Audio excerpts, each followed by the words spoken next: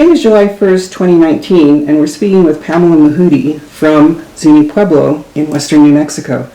We are joined by our videographer, Dr. Beverly Singer, and our project assistant, Valerie Fernando. This interview is being conducted by Rose Diaz, IPCC project coordinator. Thank you for joining us today and welcome. Thank you. We're honored to hear your story and, of course, to hear about your career and challenges, opportunities that you've experienced. So I'd like to just do a little bit of background and hope I got it all right. So Pam is currently a senior associate for the Setter Group, an Albuquerque-based lobbying and consultant firm that assists clients in legislative matters at the state and federal levels. Their focus is on capital projects, education, water and natural resources, Indian gaming, research, and consultation work with the 22 tribes in New Mexico.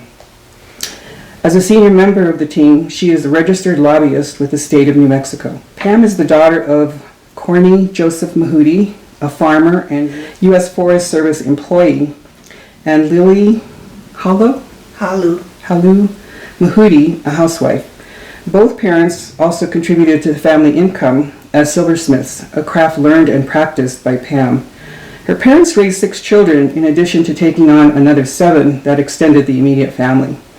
She attended local schools, graduating from Zuni High School and for a short period the University of New Mexico, hoping to become a teacher. However, her college education was cut short with a newborn son to support. Pam returned to Zuni and supported her small family with silversmithing that soon won awards for her work. Not knowing if the jewelry making was sustainable, she found office work with the Zuni and Gallup-McKinley public schools, later working for Walatoa Charter School in Jemez Pueblo and the Institute for American Indian Arts in Santa Fe. In 2007, she began working for the Setter Group, working her way from office work to lobbyist and consultant. In 2016, she was awarded the Excellence in Workforce Development Award for recruiting tribes into the ACG New Mexico framework. Appointed by Tribal Council, Pam was elected as chair for the election board for the 2018 tribal elections. She also serves on the All-Indian Council of Governors as a legislative committee member. I'd like to begin our interview by talking about your growing up in Zuni, how you felt about being a child in Zuni, just anything that comes to mind. My life in Zuni was very meaningful, very happy, hardworking for sure. The children at the time had put some work in as far as chores and things like that, so grew up a lot with helping my mom with whatever was necessary to put food on the table, helping with fixing it, learning how to bake bread at the age of 10, our famous sourdough bread, learning to be able to cook for large family because we had our extended family next door when we were growing up, so we ate at the same table. Part of that childhood also included helping my aunt down at the riverbed, putting water in the waffle gardens, going after wood with my dad, and just helping where I could. Did you have any special occasions that you remember specifically or that you recall or are special to you? Well, at the time, I was very young and I lost a dear person, my grandmother, and I was one of those strange kids that learned a lot about politics at an early age, so I knew at the time having the political life of John F. Kennedy movement that included Martin Luther King, all these great happenings outside my community, and wondered how it affected my community. And so learning many things that related to one's life, an early life of a child, Indian child for that, it just made me intrigued to watch more, read more. So at the time, my favorite president was John F. Kennedy, and very saddened when he he was shocked. You bring up politics as an early interest. In meeting you and listening to you talk and the work that you're doing now, you've been a political person for a very long time. Can you talk about when you first started to get engaged in politics? In 5th grade, I ran for office, was elected the president of the 5th grade class.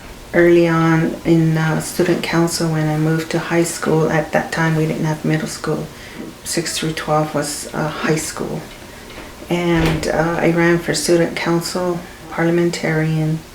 Then I also was one of the class presidents during my junior class, and then a vice president during the senior class.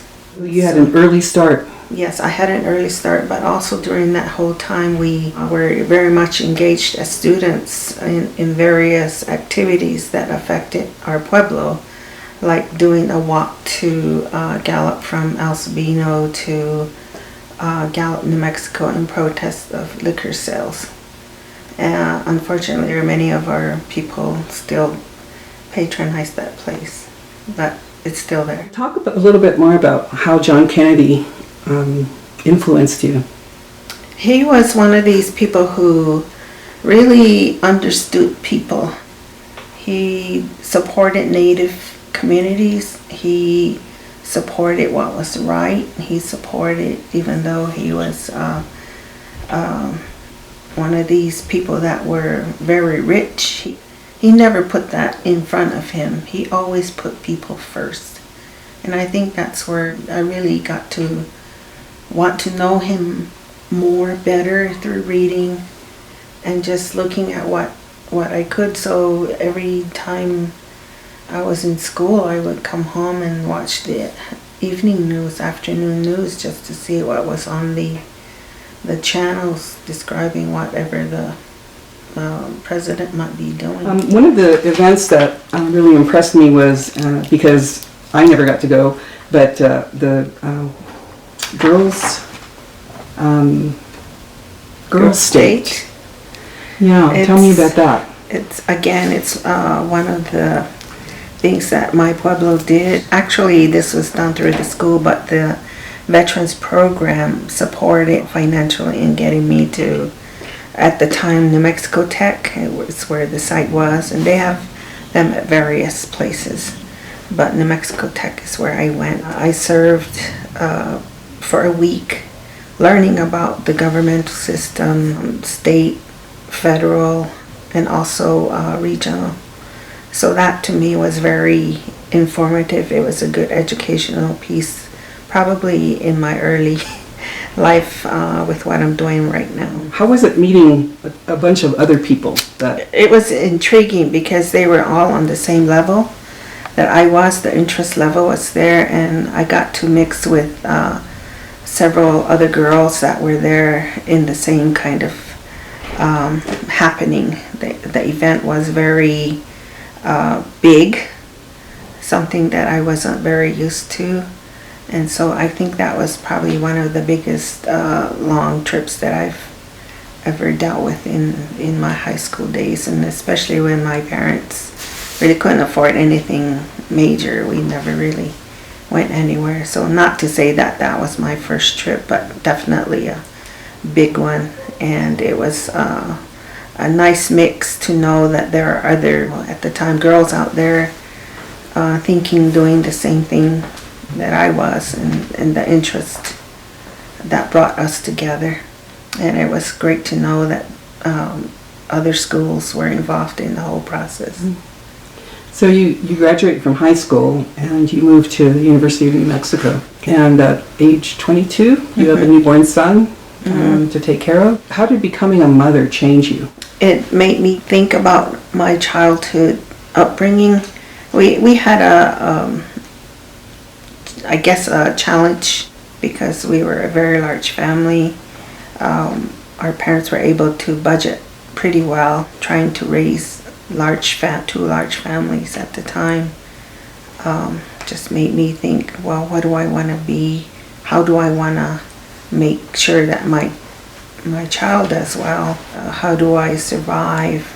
So it put me in a place where I said, well, I'll just test my skills. So at the time during high school, I used to also learn how to sew and make clothing to sell, especially children's clothes. And that's how I earned my living, also through baking.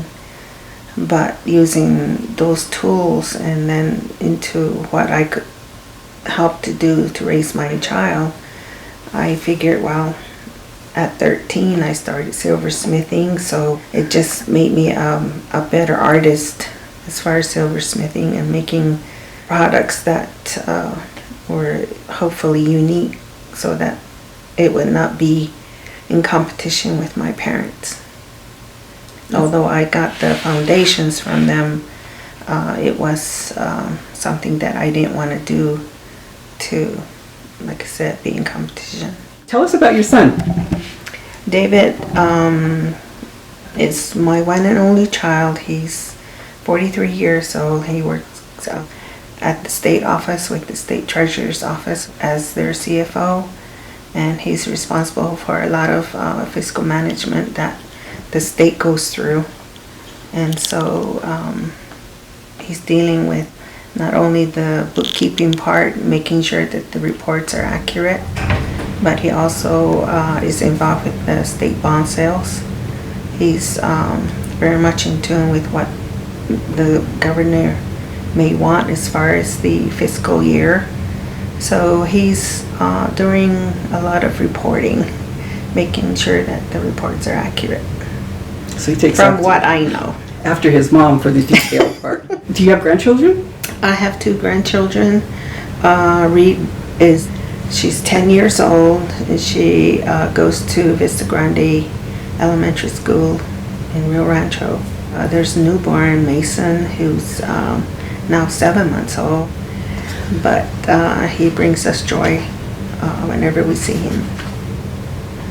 When you were looking for jobs and trying to figure out what you were going to do, did you have any mentors in your life that helped you? I had many mentors, and thankfully many women, but I had some men that also helped me. My friend Dr. Carlotta Burt, who was part of the curriculum development person that we would consult with during the Zuni Public School days, and Linda Bilardi, who also was a principal at the school I worked at. She's kind of like Drew Setter. She allowed me to do what I needed to do, but also if there was anything else that was needing attention or doing outside the scope of work, they would allow me to do that, and also just make sure that things were happening. Carlotta Marza, who's a teacher at one of the, well, now she works at Santa Fe Indian School, but she used to work at the school that I was the office manager at, which was Twin Buttes High School. She was one of these extraordinary teachers who brought Zuni into a curriculum and taught ways, the language, and also given the education of the other side, the western part, and how the colonization, things like that affected our community and our people, our way of life. I really enjoyed working with her in different kind of way of seeing things, and so she was one of my mentors. We still are very much in contact today. How about professionally? Professionally, Drew Setter, he just let me loose, put me out there and said, this is what we need done, and I just got into it and happened.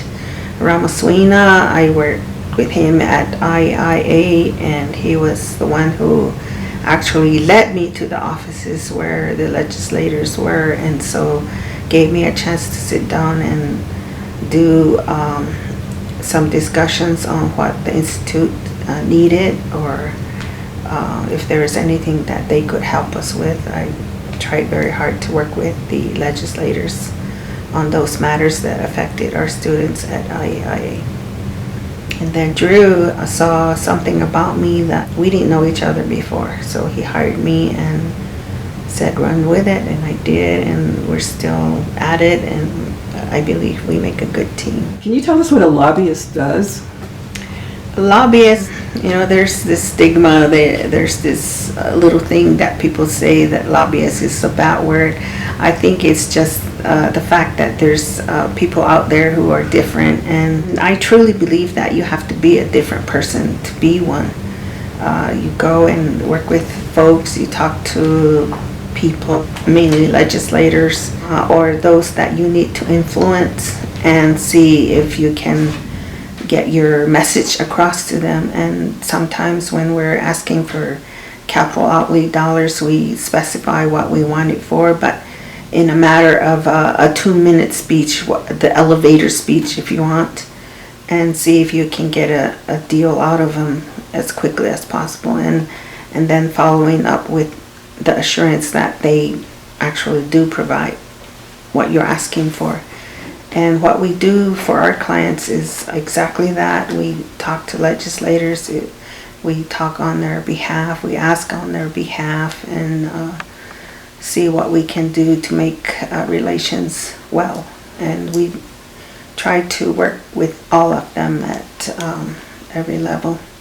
So you're working with tribal councils and tribal leadership and all of the governance for different tribes. Mm-hmm. On the All Pueblo Council of Governors, we try very hard to be as informative to them. So working with the legislative committee, we're informing them of what expectations are as far as each legislative session that's coming up, and during a session we're there to inform them of any updates, whether it's pro or con or neutral even.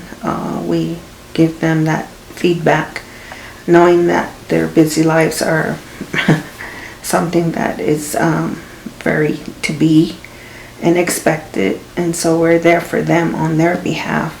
If we need to, we're authorized to speak on their behalf, and that's the only time we do. Wow, that's a big responsibility. Mm-hmm. So you're dealing directly with, is that part of your job, to deal directly with leadership? Leadership, and also through the clientele. They charge us to do whatever, and it doesn't matter if you're, liking or whatever. This is what you're asked to do, and so you do it.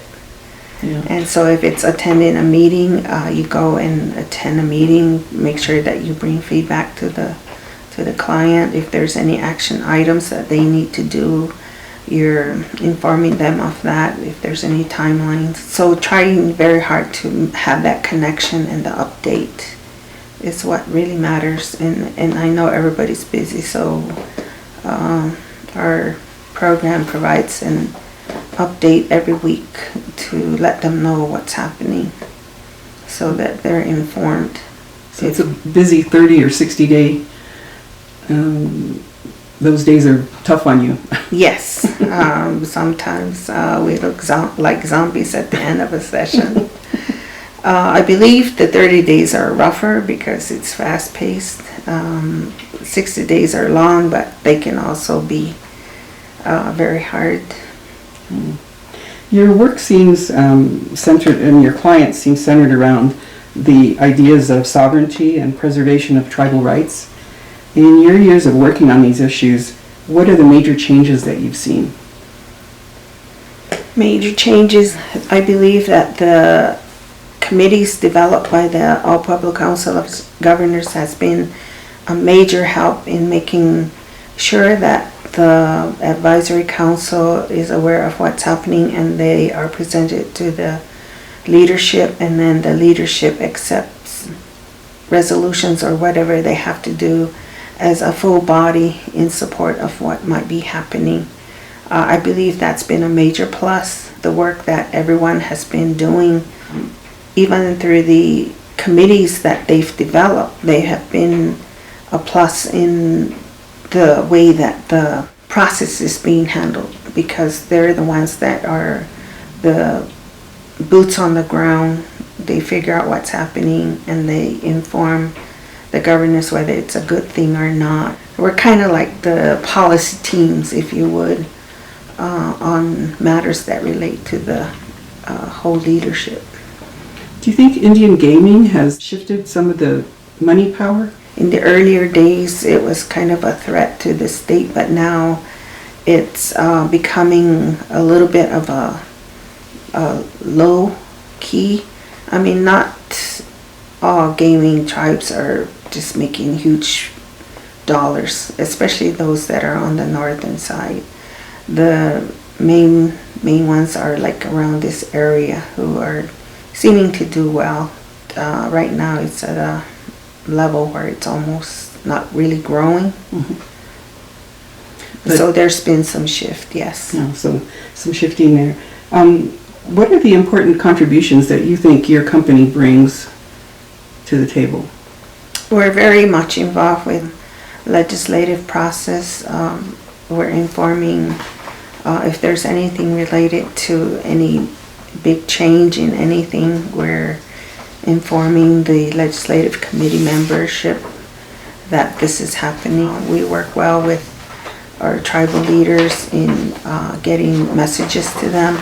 If there's anything that's coming up, like for instance, redistricting, the 2020 census, the elections, even just to get the vote out, registry of people, things like that. Our firm has been a large part of that whole process. In my case, or that's what I feel personally, it's really hard for our people to understand the voting process and why it's important. I know the 2020 census is coming up, but it's very difficult, and I hope very much that our people really get down and really get involved with that, because our federal dollars are a huge part of this whole process.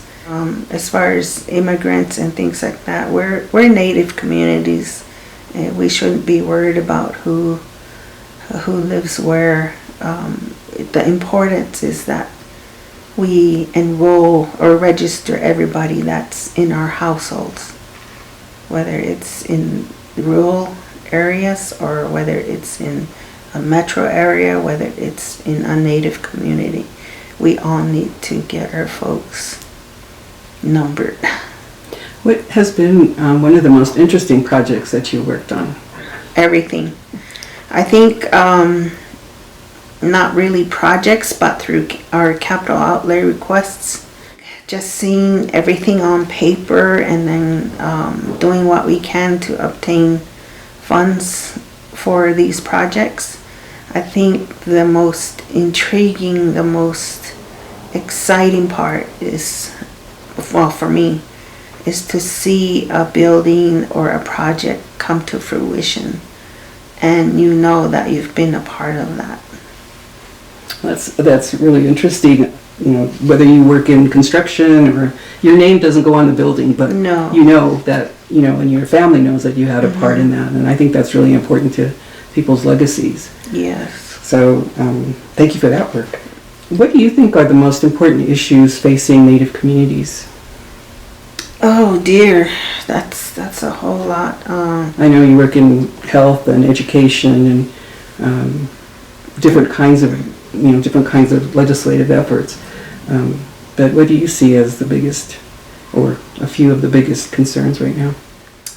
I guess in the water and natural resources, there's always the need for protection. Our biggest fights right now are related to the gas and oil industry, trying to save our communities from any fracking, any drilling, anything. From what we've seen at areas around Laguna, it's caused a lot of major health issues. Native communities do not want mining or oil and gas development. But there's a push on their part? There's a push on their part. And competing with the companies who have major dollars, it's big competition trying to pay for our lawyers who are trying to help us versus their big bucks, making sure that this is what goes through. So having to deal with issues related to just not having anything developed on our tribal lands is just time consuming, it's stressful, it's a lot of things. And unfortunately, it's that almighty dollar that makes it important for others. You started out your life wanting to be a teacher, and you worked in several educational efforts, from little guys to seniors and college. What do you think students are facing today? A lot of it is bullying.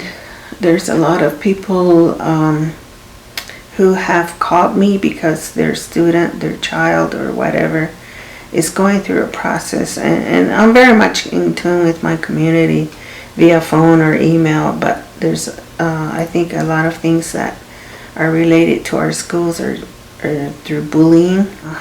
Teachers need to teach. They have managed to do other things that aren't really teaching.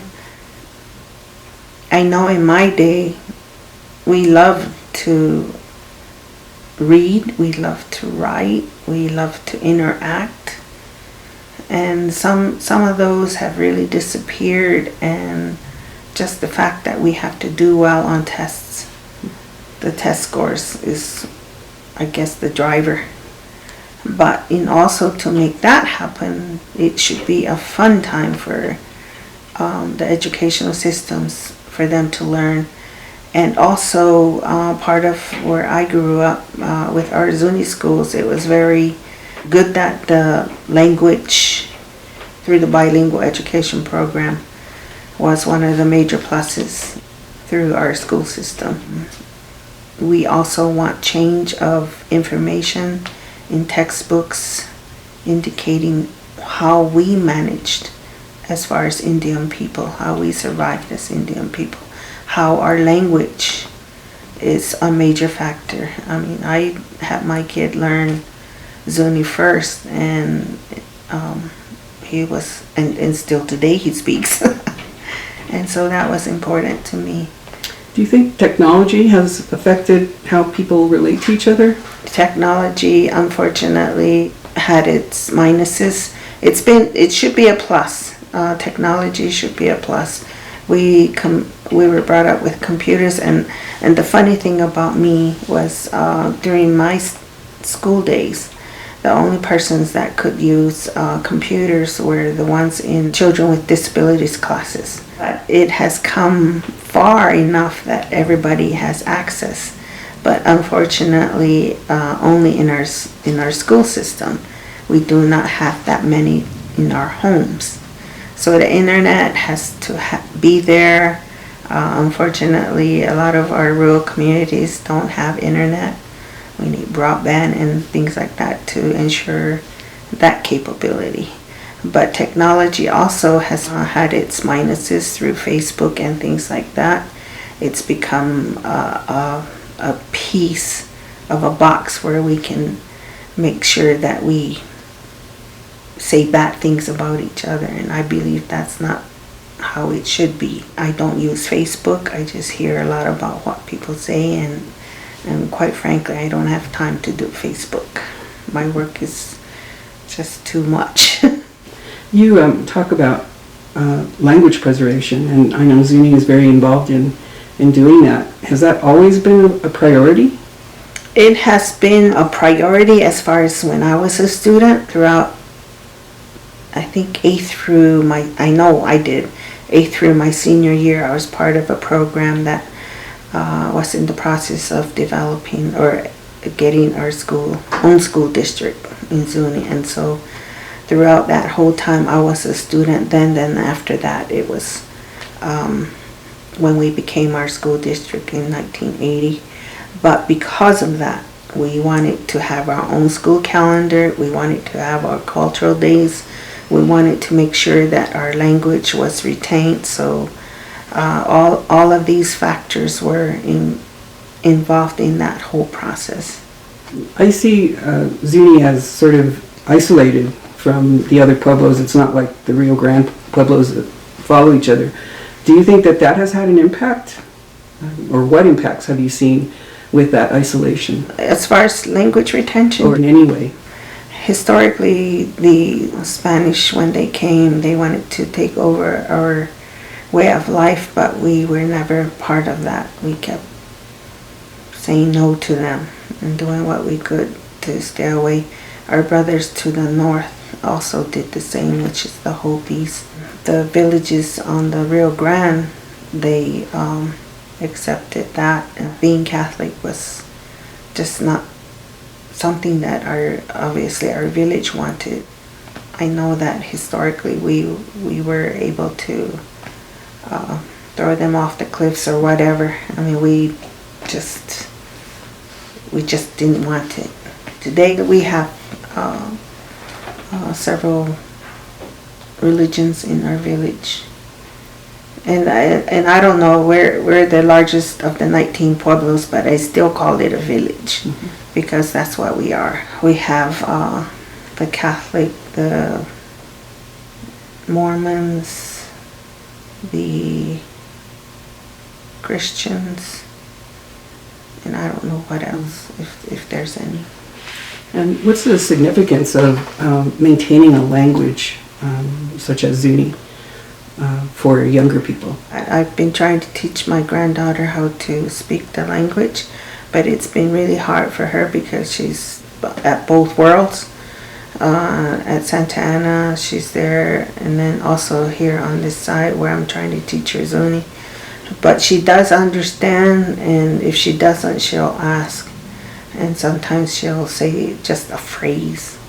But as far as our language at home, I believe it's very important for, especially those that are involved in the cultural activity. Many of our people are still involved in that, and if our children are to sustain even just the regular and then the religious aspects of things, they should be able to speak. So community-based education has been a big part of having that control? Mm-hmm. Especially through our Zuni schools, but I know that we rely on our teachers a lot.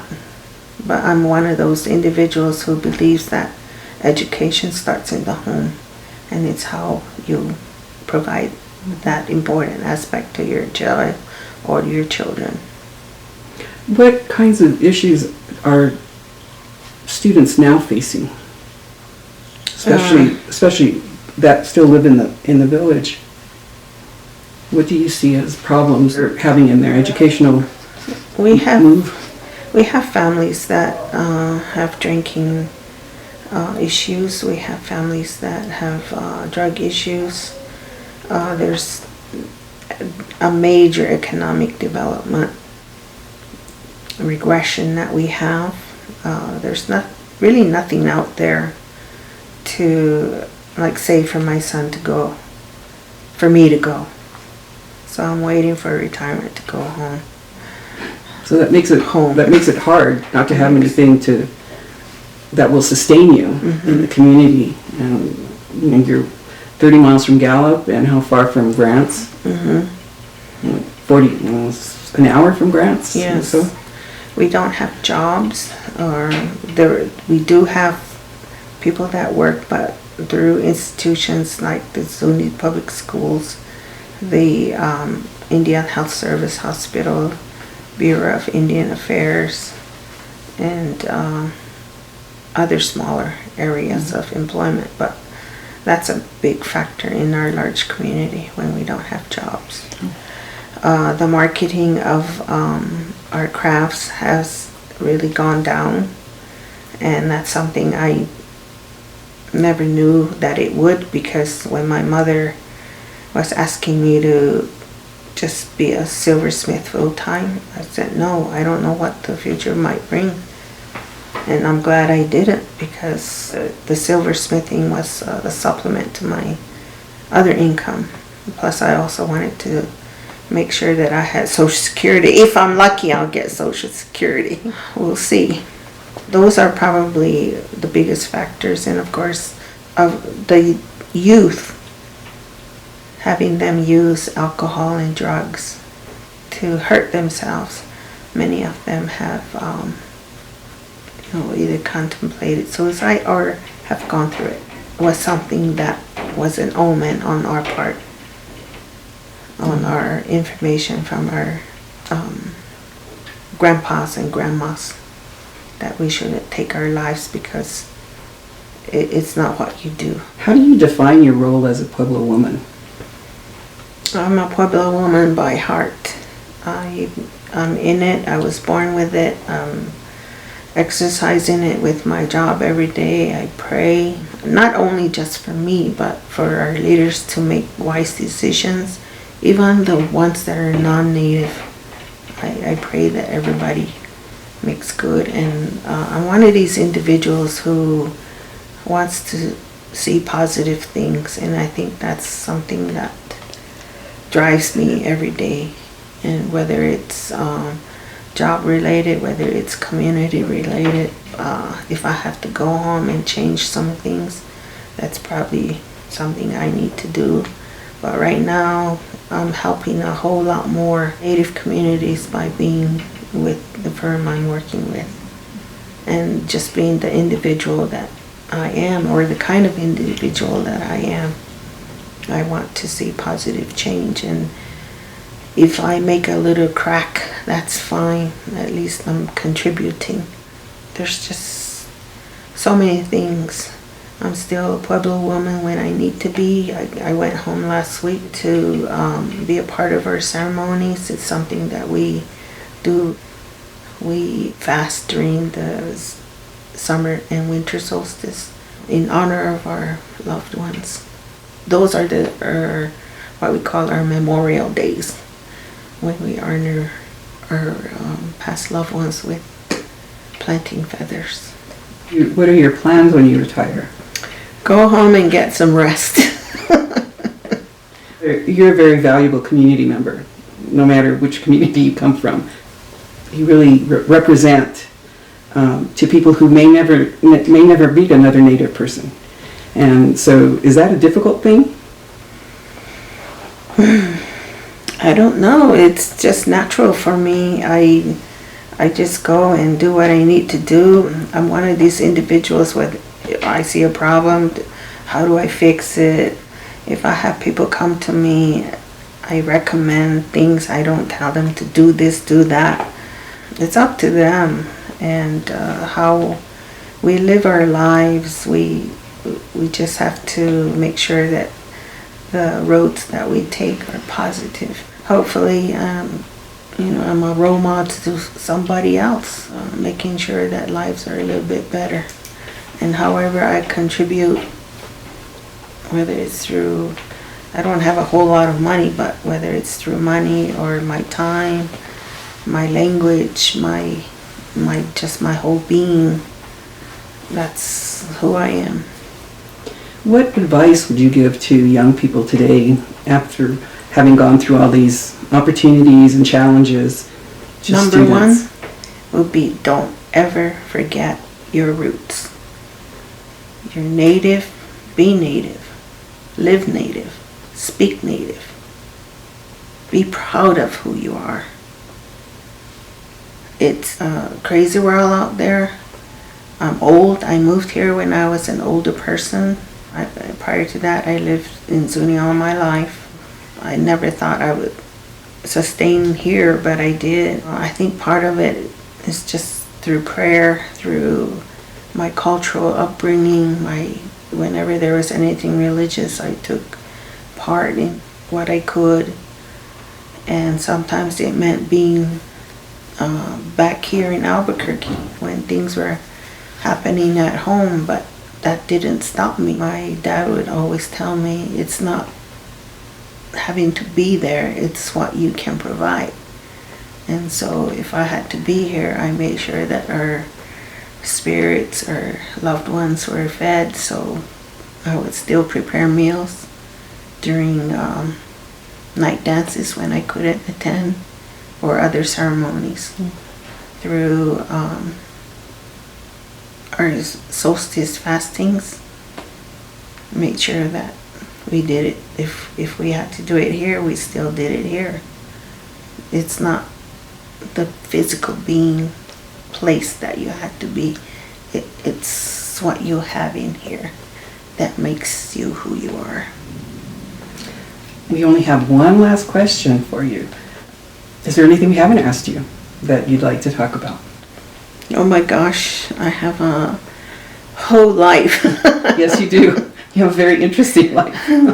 I have very many people who I connected with that I guess has seen what kind of potential I have. Perhaps maybe this is a time to thank them. So thank you to all those who have helped me in my life. I wear these, or pieces of jewelry that my parents used to make. So it's all a connection. It's all about connecting and keeping connected. I hope we've done justice to your life and your challenges. And thank you very much. Thank you. Allah ko hatonya tagok shisuna kyalta.